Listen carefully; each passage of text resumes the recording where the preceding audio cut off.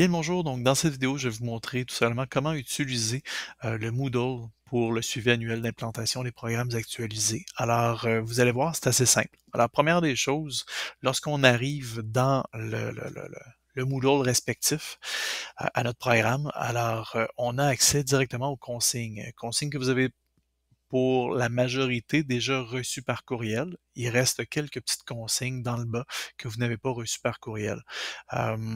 Donc, vous retrouvez alors évidemment un rappel des principales consignes et par la suite, vous allez retrouver dans le bas les liens à retenir, donc des différents hyperliens finalement à retenir, dont entre autres l'hyperlien de cette vidéo-ci, mais également des hyperliens qui mènent directement au questionnaire pour le personnel excusez, les personnes étudiantes, pour le personnel enseignant et si vous avez des collègues du personnel de soutien qui doivent répondre également à un questionnaire, alors vous aurez également la ligne questionnaire pour le personnel de soutien concerné. Alors, vous aurez donc des liens qui mènent directement au questionnaire afin d'éviter que les gens se perdent puis cherchent inutilement un questionnaire. Ça va les amener directement là. Évidemment, vous allez avoir également des clés d'auto-inscription. Alors, il y aura une clé d'auto-inscription pour chacun des 3 groupes finalement.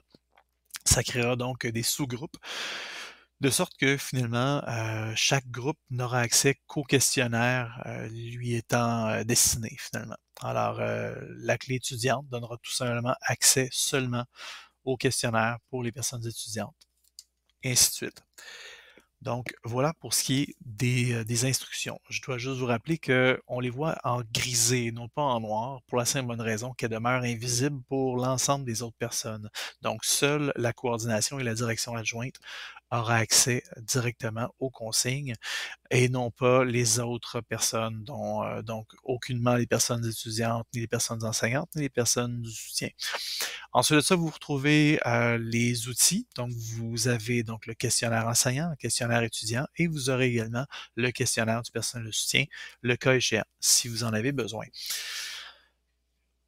Pour la personne à la coordination, la direction adjointe, si on souhaite tout simplement prendre connaissance du questionnaire, on peut cliquer dessus. Une fois qu'on a cliqué dessus, on déroule dans la marge de gauche, en déroulant un peu plus bas, vous allez avoir le bloc administration, dans lequel vous allez avoir administration du questionnaire. Je vous rappelle que le bloc administration est toujours adaptatif, donc il s'est adapté et c'est pour ça que je vous ai demandé de cliquer dessus afin d'avoir administration du questionnaire. Si on ressort du questionnaire, vous n'aurez plus la ligne administration du questionnaire, vous n'aurez que la ligne administration du cours puisque vous serez rendu à l'extérieur du questionnaire dans le cours.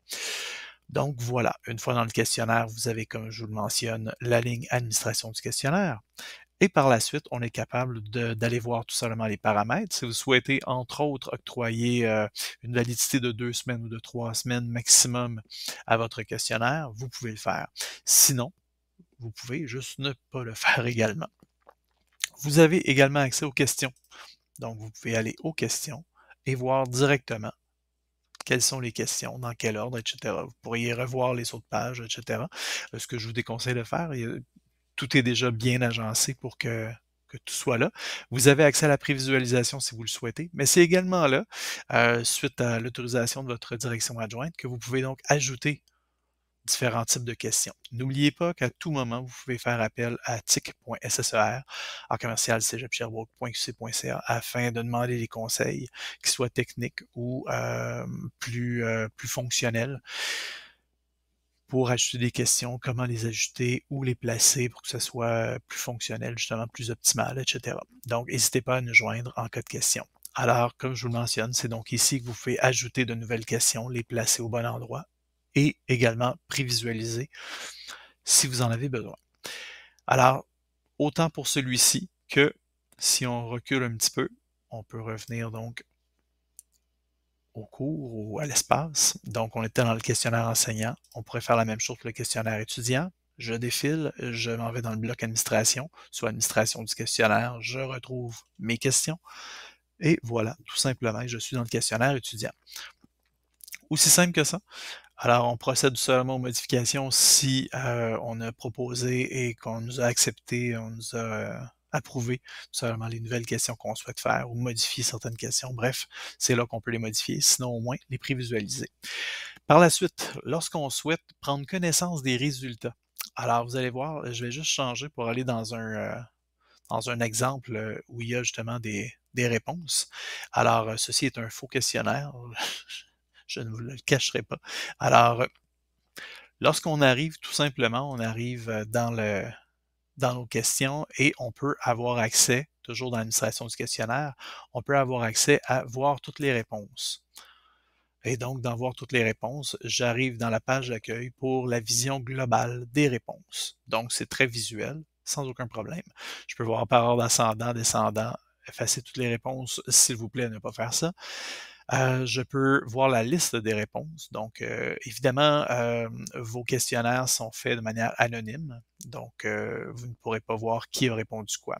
Par contre, le point crucial pour vous sera possiblement de vouloir télécharger afin de pouvoir les ouvrir peut-être dans Excel. Alors, venez cliquer sur télécharger et aussi simple que ça. Type de rapport, je veux un rapport XLSX, donc qui est tout simplement le format comme les DocX, mais c'est XLSX depuis 2007. Donc, voilà. Alors, le type de rapport, je peux choisir qu'est-ce que j'inclus et par la suite, je fais télécharger, ce qui va me permettre d'obtenir tout simplement un fichier compatible Excel pour pouvoir l'ouvrir dans un tableur Excel et retravailler, séparer, croiser des données, etc. dans mon tableur Excel. Si vous avez des questions, n'hésitez pas, comme je vous le disais, tic.sser@cégeps-sherbrooke.qc.ca, tic.sser@cégeps-sherbrooke.qc.ca. Il me fera plaisir de vous répondre, de vous aiguiller, de vous accompagner dans tout ça. Merci beaucoup. Bonne journée.